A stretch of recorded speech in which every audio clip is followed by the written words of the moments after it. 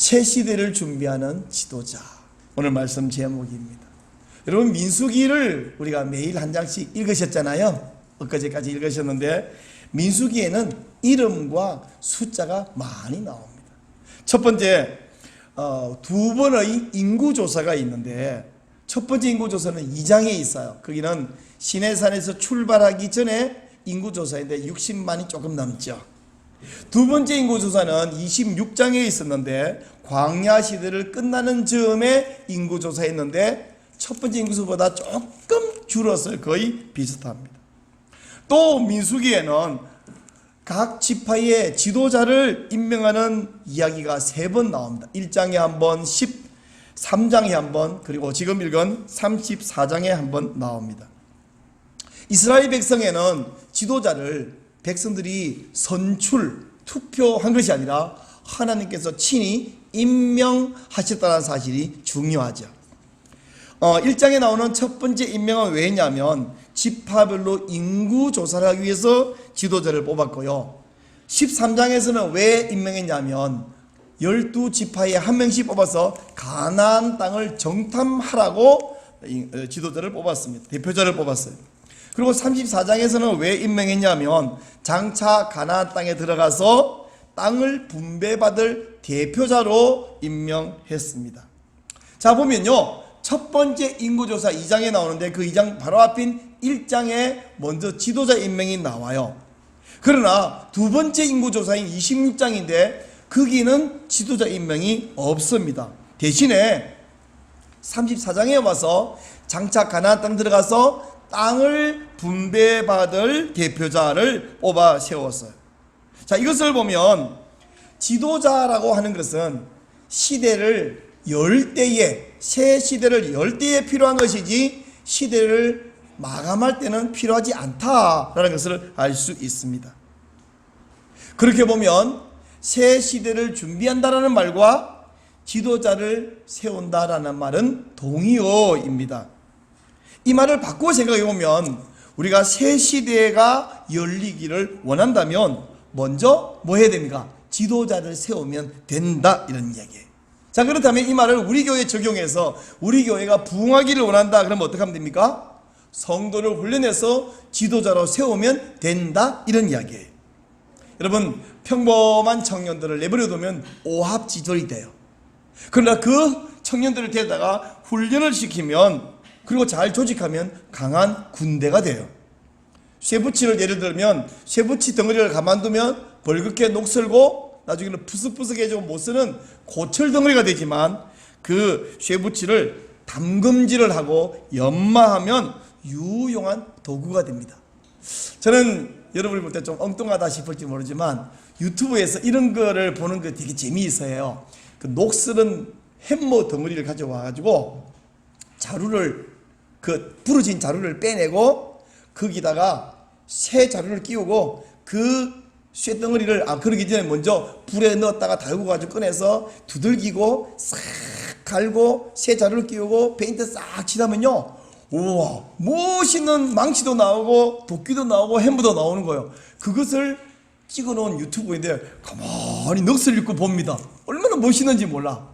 벌큰 쇠덩어리를 멋있는 도끼로 만들어가지고 까리까리한 걸로 만들어 놓는 거예요. 우와, 나도 장비가 있으면 한번 해보고 싶다, 이런 생각이 드는데, 쇠덩어리는 그러니까 제가 할 일은 없지만 저는 사람을 그렇게 만들고 싶어요. 냅두면 고철처럼 돼 있는데 잘 연마해서, 여러분, 우리가 사람이지만 만약에 내가 쇠라고 한다면 고철로 날 건드지 말고 내버려 두세요, 고철로 존재하고 싶어요, 그런 분 계시나요? 없죠. 우리를 까리까리한 도구로 만들어 주면 좋겠습니다. 그렇죠? 아멘. 그런 생각하시는 분 다 아멘. 아멘. 아멘. 그렇습니다. 또 한 가지 뭐냐면, 여러분, 쇠로 가지고 각종 부품을 만들어 놓고 내버려 두면 그냥 부품에 불과한데요, 그걸 조립하면 자동차가 나와요. 사람도 마찬가지입니다. 훈련해 가지고 똑똑한 사람, 유용한 사람 만들어 놓고 가만두면 별 볼 일 없습니다만은 조직 속에 들어가고 적합한 직책을 임명받고 적합한 역할을 수행하고 능력을 발휘하면 하나님의 종으로 쓰임받을 수 있게 될 줄로 믿습니다. 오늘 읽은 민수기 34장에 지도자 임명이 나오는데 바로 그게 역사적인 현장이라는 것이에요. 사실 땅 분배를 할 책임자를 미리 임명했지만 이건 미래를 준비한 것입니다. 땅 분배 받으려면 지금 모압 땅에 있잖아요. 요단강을 건너가야 되고 그 땅을 전쟁에서 정복해야 됩니다. 그런 다음에 분배를 해야 되는데 그런 일이 언제 일어나냐면 지금 신명기죠. 민수기죠. 신명기 지나서 여호수아 14장에 가서야 그런 일이 벌어집니다. 근데 한참 남았는데 미리 아직까지 분배받을 땅도 없는데 지도자를 먼저 임명하는 이유가 뭐냐? 너희가 분배받을 땅을 너희가 책임지고 점령하라, 이런 이야기예요. 제가 예전에 부산서 영안침례교회 이제 협동 목사로 잠깐 있는데, 저희가 협동 목사니까 좀 이따가 나올 사람인데 담임 목사님이 부목사들 보고 이러는 거예요. 그대놓고 이렇게 앉혀놓고, 야, 니들이 개척을 나가려면 미리 사람들을 잘 훈련시키고 네 사람을 만들어야 데리고 나갈 거 아이가? 여러분, 보통 욕심 많은 사람 같으면 어디 부목사가 교인들을 똘똘 뭉쳐 직권 만들어 데리고 나가 버릇 욕심 이렇게 할 텐데, 이 목사님은 야, 네 편을 만들어야 데리고 나갈 거 아이가? 여러분, 어떻게 생각하세요? 그러면 그 목사님이 얼마나 충성을 하겠어요? 그런데 자, 그 부목사님이 교인들을 자기 편을 만들어 데리고 나갔다고 쳐. 그럼 이 원교회가 망하겠어요? 전혀 망하지 않습니다. 그렇게 여유있고 통 큰 목사님이 있으면 그 교회는요 점점 잘 돼. 근데 실제로 그 교회가 부산 가야에 있다가 해운대로 옮겨서 엄청 유명한 교회로 컸습니다. 그럼 부목사님들이 얼마나 많이 나갔겠어요? 나간 교회는 다 누구 교회냐? 그 담임 목사님의 자기 일종의 다 이게 패밀리가 돼요. 여러분, 지도자를 세워놓고 이거 네 거야 그러면 책임을 지는 거예요. 미리 지도자 임명해 놓으니까 분배받기 위해서는 어떻게 합니까? 책임을 지고 점령해야 돼요. 이게 점령해서 남에게 되는 게 아니라 내 거 될 거기 때문입니다. 가나안 땅은 가만히 넉놓고 있으면 누가 정복해가 손에 쥐어주는 게 아니라 내가 가서 정복하고 차지하고 물리치고 그리고 분배받아서 차지할 땅이거든요. 또 미리 임명받은 이 지도자는 어떻게 합니까? 자기 지파 사람들을 최고 책임자가 되면 중간 책임자, 그 아래 책임자를 독려하고 자, 잘 조직하자, 그리고 싸워서 이기자, 이거 우리 거야, 이렇게 하지 않겠습니까? 그래서 미리 준비하는 거예요. 이 사람들은 앞장서서 책임지고 전쟁을 승리로 이끌었고 또 정복한 만큼 땅을 분배받은 것입니다. 바로 이런 일을 위해서 하나님은 아직 모세가 살아있어요. 모세가 죽고 여호수아가 지도자가 되고 요단강 건너고 땅 분배하고 그때 정복을 분배할 건데 지금 땅 분배 담당자를 임명하라, 이렇게 말씀하신 것입니다. 근데 여러분, 사실 이스라엘은 그러는데 여러분이 민수기에서 1장이나 13장이나 지금 읽은 34장에서 막 누구의 아들 누구 이름 혀도 안 돌아가는 생소한 발음, 뭐 여호수아 모세는 혀가 돌아가지만 그 나머지 이름들은 익숙하지 않은데 솔직히 이 성경 읽을 때 아마도 재미가 없었을 거예요. 이런 성경 읽을 때는 아마 눈으로 휙 지나가고, 저도 그래요. 아무 감흥이 없어요. 예를 들어 봅시다. 여러분, 세르비아라는 나라가 어디부터인지도 기억이 안 나는데 세르비아의 대통령이 누구누가 됐다, 관심 생겨요? 관심 안 생겨요. 쿠바에 무슨 사람이 대통령이 됐다, 이름도 기억이 안 나요. 그리고 관심이 없어요. 그러나 대한민국에 누가 대통령 됐다, 관심 있죠? 대통령뿐 아닙니다. 시장이 누가 됐다, 전 관심 많아요. 왜? 그 시장하고 나하고 친하고 그 사람이 어떤 생각과 어떤 정책에 나한테 영향이 오니까 관심 많습니다. 교회에서 1년 섬길 회장이 누가 되느냐도 우리는 관심이 많아요. 만약에 회장 뽑는데 여러분이 선출하려고 하는데 목사가 나서서 회장은 내가 임명합니다, 그러면 여러분이 데모할지도 몰라요. 왜 마음대로 임명합니까? 우리가 뽑을 건데. 교회에서 어떤 전도회, 남전도회, 전도회 회장 한 사람 뽑는데도 우리는 관심이 많아요. 그리고 이런 대표자를 발표하면 여러 사람들이 박수를 치고 환호하지 않습니까? 근데 지금 12지파의 한 명씩 대표자는요, 우리식으로 말하면 도지사 혹은 큰 큰 광역시의 시장 그런 지금 위치에 있는 사람들이에요. 그러니까 이게 시시한 얘기가 아니거든요. 자, 일단 여러분 이 지파의 12사람의 대표자를 제가 이제 다시 읽을 거예요. 아까 읽은 말 읽을 때 여러분이 물뚱물뚱 그렇구나 잊으면 안 됩니다.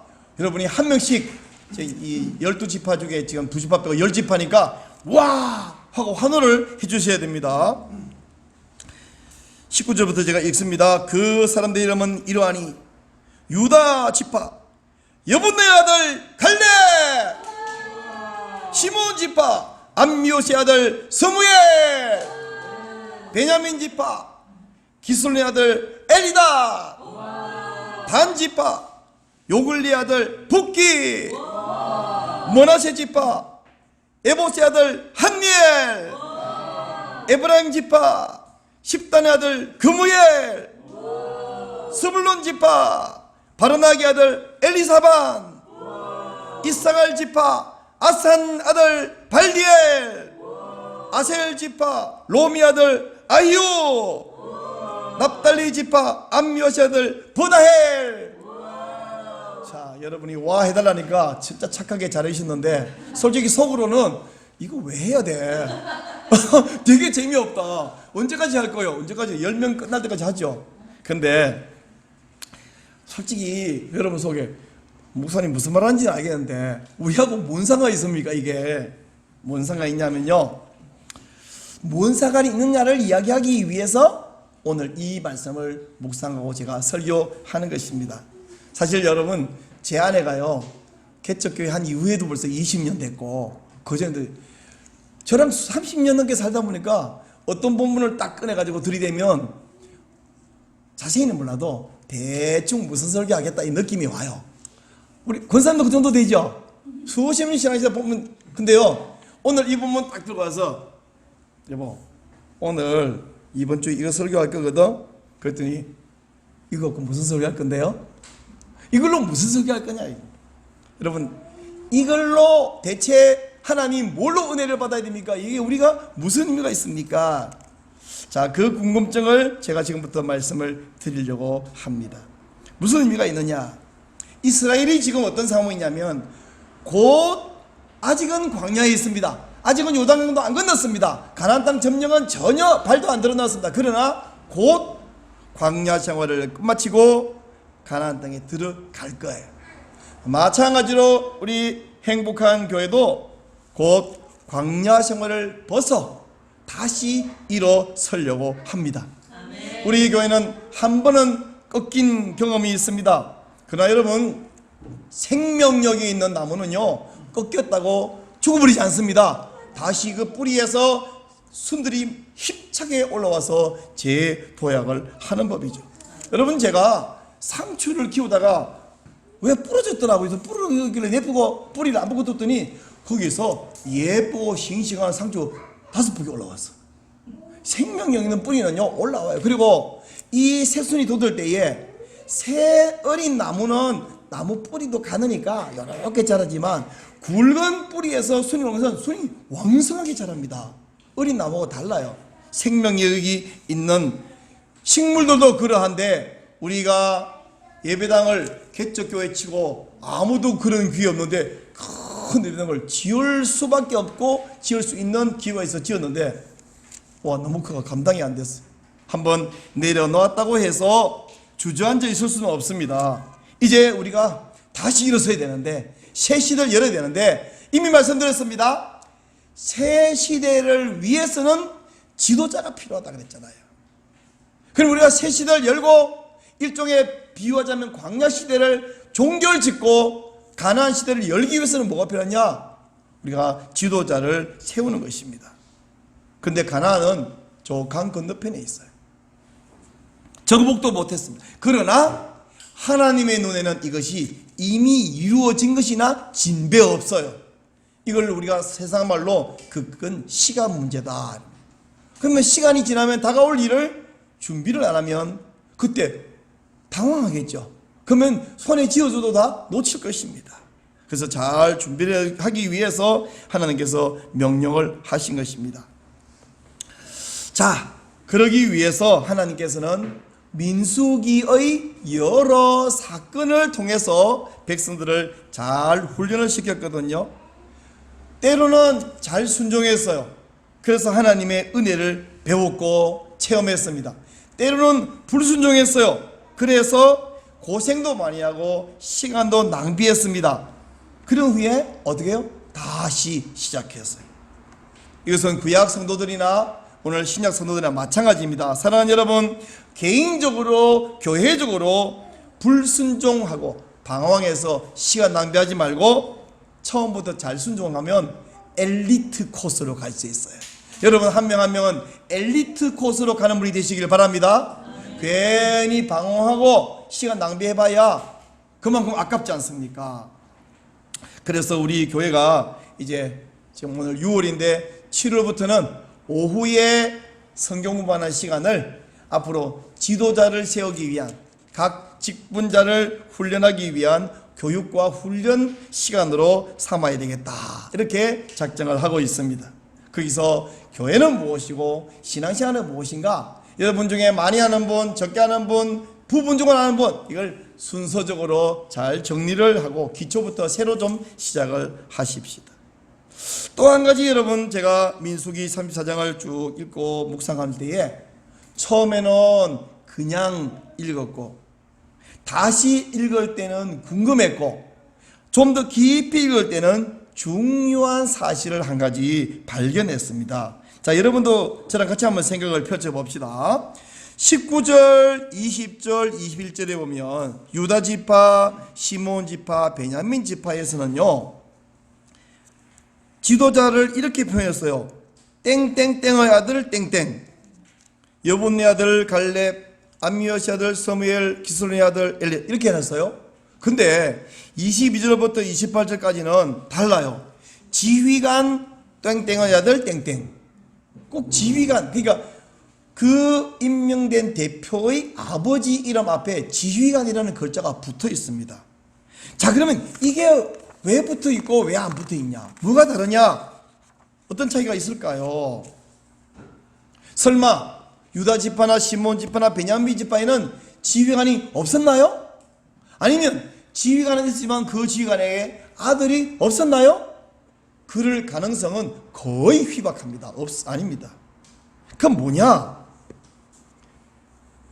무슨 이유인지는 정확하게 알 수 없지만 지휘관은 있었지만 하나님께서는 이 세 지파에서는 지휘관의 아들이 아닌 평민의 아들을 땅 분배 대표자로 세웠다는 사실이에요.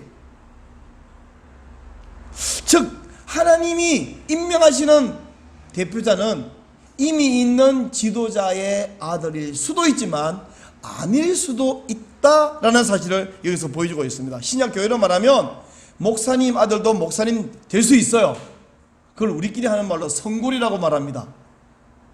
근데 장로님 아들도 목사님 될 수 있어요. 그건 진굴이에요. 그러나 저같이 농사꾼의 아들, 그것도 핍박하는 자의 아들, 그런 사람이 목사가 되면 우리는 해골밖에 안 돼요. 즉 목사님 아들이 훌륭한 목사가 될 수 있지만 목사가 아닌 평신도의 아들, 심지어는 때로는 불신자 아들도 목사가 될 수 있습니다. 그리고 잘 쓰임받을 수 있습니다. 또 신앙 좋은 가문의 자녀분도 교회에서 집사님도 되고 장로님도 되고 할 수 있습니다만 때로는 늦게 믿은 분, 또 불신자 가문, 우리 집안에는 예수님이라고 몰라고 신앙이라고 모르고 교회도 몰랐어요. 그런 집에 자녀분도 자라서 교회에서 직분을 맡는 훌륭한 직분자가 될 수 있다는 사실을 오늘 이 본문에서 볼 수 있는 거예요. 다른 지파는 다 지휘관의 아들인데 이 세 지파는 지휘관이 아닌 평민의 아들이다 하는 사실. 여러분 전북 김제에 가면 금산교회라는 유서 깊은 예배당이 있습니다. 건물이 기역자로 지어져 있어가지고 기역자 교회라고도 불리는데 이 교회는요 김제의 용화 마을의 최고의 부자인 조덕삼 씨의 사랑채에서 시작한 교회예요. 선교사님이 그 지역을 옛날에 말 타고 이렇게 자주 지나다니는데 부잣집에서 하룻밤씩 묵고 이렇게 지나가곤 했거든요. 그래서 어느 날 이 조덕삼 씨가 부자 어르신이 그 선교사에게 물었어요. 당신의 나라는 우리나라보다 훨씬 잘 산다고 하는데 왜 그 좋은 나라를 두고 조선에 와서 이곳을 하냐? 그랬더니 내 안에 있는 예수님의 사랑 때문입니다. 그래서 대화를 하면서 이 조덕삼 씨가 예수님을 믿었어요. 근데 이 조덕삼 씨의 집에 마부가 하나 있는데 그 마부 이름이 이자익이라는 청년인데 이 청년은 경남 남해 출신인데 6살 때 고아가 돼버렸어요. 부모님이 돌아가셔서. 그래서 빌어먹으려고 밥 빌어먹으려고 떠돌다가 남해에서 김제까지 얼마나 뭡니까? 왔어요. 근데 이 젊은 아이가 6살 때까지 왔다는 건 아니고 6살 때 고아가 돼가 이렇게 오다 왔는데 이 집에 머슴 노릇을 하는데 보니까 얘가 굉장히 인간성이 좋고 똑똑해. 그래서 자기 아들과 함께 머슴을 공부를 시킬 거예요. 조덕삼 씨가 얼마나 인품이 좋은지 알겠죠? 그리고는 자기 집에서 예배를 드리는데 이 아이가 함께 예배 드리는데 머리도 총명하고 인품도 좋아요. 그래서 머슴이 신앙생활 잘하다가 나중에 드디어 교회 장로를 하나 뽑기로 했는데 한 명을 뽑기로 결정하고 뽑았는데 누가 뽑혀야 되냐면 조덕삼 씨가 뽑혀야 되겠죠? 엉뚱하게도 이자익이가 뽑힌 거예요. 입장을 바꿔서 여러분이 조덕삼이라고 상상해 보세요. 무엇이 어쩌고 어째? 주인이 나를 두고 이 교인들이 미쳤지. 이 교인들도 대부분은 자기 집안 사람인데 어떻게 머슴 이자익이를 뽑을 수가 있냐? 교회 안 해! 이래 될 건데 이 조덕삼 씨가 이자익 머슴을 장로님으로 추대하고 잘 섬겼어요. 그 다음 해에 조덕삼 씨도 장로로 뽑혔어요. 대단하지 않습니까? 뿐만 아닙니다. 조덕삼 장로가 1년 먼저 선배가 된 이자익 장로를 평양까지 신학교로 보내서 목사로 만들었어요. 이 이자익 목사는 초대에 총회장을 2번씩이나 역임할 만큼 훌륭한 목사입니다. 자, 여러분, 여기서 조덕삼이라는 분이 진짜 훌륭한 분이네. 이거 역사적 사실이고 지금도 김제에 가면 그래서 우리가 일종의 우리 국내 성직 순례의 한 코스가 하나가 김제 금산교회. 한번 기회 되면 가봅시다. 금산교회를 지나서 어디까지 가냐면 신안에 있는 우리 문준경 긴정관까지 가는 거예요. 다음 우리 같이 한번 가보면 여행 코스로도 좋고 신앙의 전통들을 한번 우리 문준경 이야기도 기회 되면 또 한번 정말 하고 싶은데 한번 가서 하면 더 좋겠어. 자, 여러분, 그런가 하면 이 이자익 고아예요. 머슴이에요. 마부예요. 근데 1호 장로로 뽑혔습니다. 목사가 됐습니다. 총회장을 2번씩이나 역임을 했습니다. 하고 싶은 이야기는 뭐예요? 조덕삼의 아들이 어찌 됐냐는 이야기는 여기는 없어요. 나중에 나오지만 출신 성분이 안 좋아도 하나님 앞에 귀히 쓰임받을 수 있다는 이야기를 하는 거예요. 우리 하나님은 먼저 된 자를 나중되게도 하시고 나중된 자를 먼저 되게도 하십니다.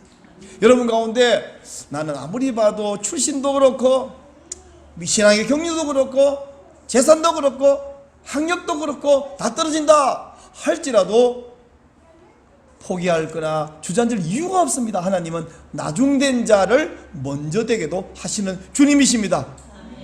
여러분 다시 성경으로 돌아가서요. 이 지파의 대표자 가운데 19절에 나오는 유다 지파의 여분네 아들 갈렙 이야기를 좀 하려고 합니다.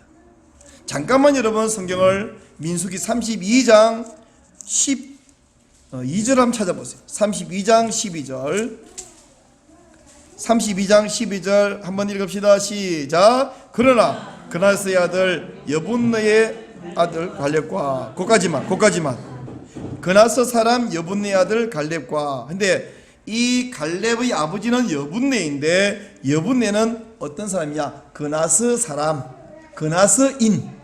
그러면 그나스는 뭐냐? 에돔의 후손입니다. 에돔의 자손 중에 여러 퍼져나간 족장들이 있는데 그 중에 한 명이 그나스예요. 바로 그 그나스의 후손. 에돔은 누굽니까? 에서잖아. 에서와 야곱이 있었죠. 그 에서는 믿음에서 떨어져 나간 사람이죠.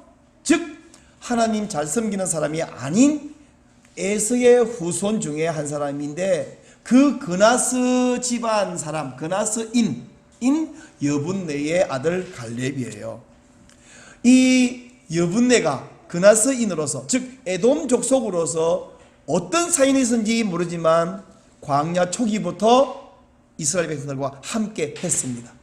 그러다가 민수기 13장에서 가나안 땅을 정탐할 12명의 대표를 뽑을 때 그때 이 갈렙이 뽑혔어요. 12명 중에 10명은 악평하다가 다 죽은 거 알고 계시죠? 그 중에 한 명은 여호수아, 민족의 영도자가 되었고요. 그 중에 한 명은 이 갈렙, 출신 성문이 에돔 족속인 이 갈렙은 유다 지파, 장차 메시아가 올 유다 지파의 땅 분배 대표자, 그리고 38년 전 가나안 땅 정탐의 대표자이고 38년 후에 와서 앞으로 정복할 땅의 대표자가 된 것입니다. 자, 이것을 볼 때에 출신이 어떠하든지, 과거가 어떠하든지, 조상이 어떠했든지 간에 지금 은혜를 사모하고 하나님 자녀의 정체성을 확립하고 교육받고 훈련하고 준비하면 하나님 앞에서 귀한 일꾼으로, 하나님의 교회의 귀한 직분자로 쓰임받을 수 있는 것을 믿으시기 바랍니다. 물론 이 세 지파 외에 나머지 지파들은 다 지휘관의 아들이 임명받은 것을 볼 때에 가문 안 좋은 사람들만 쓰임받나요? 아니요. 가문 좋은 사람도, 믿음 좋은 사람도 많이 쓰임받지만 그렇지 않아도 하나님께 쓰임받는 사람이 여러 명이 있었다 하는 것입니다. 그러므로 이제 우리 성도 여러분이 말씀을 사모하고 훈련을 기다리는 마음을 준비하시기 바랍니다. 그래서 이제 이번 우리 권사님 가정에 사정에서 여러 달 동안 지방에 또 가 있다가 다시 오셨습니다. 하나님께서 우리 교회를 점점 광야 시대를 벗어나서 가나안 시대로 가자 하고 이끌고 계시는 이 상황에서 말씀을 배우고 훈련받고 그리고 지도자로 세움받아서 지금은 내가 지도자가 아닐지라도 중요한 역할을 감당해내자. 그래서 한층 더 업그레이드되는 성도가 되시기를 바랍니다. 그래서 여러분 한 분 한 분 때문에 우리 교회가 새 시대가 열리는, 오늘 제목처럼 새 시대를 준비하는 지도자 누가요? 목사님이? 아니, 여러분 한 분 한 분이 바로 우리 교회의 새 시대를 준비하고 새 시대를 여는 지도자가 되시기를 축원합니다.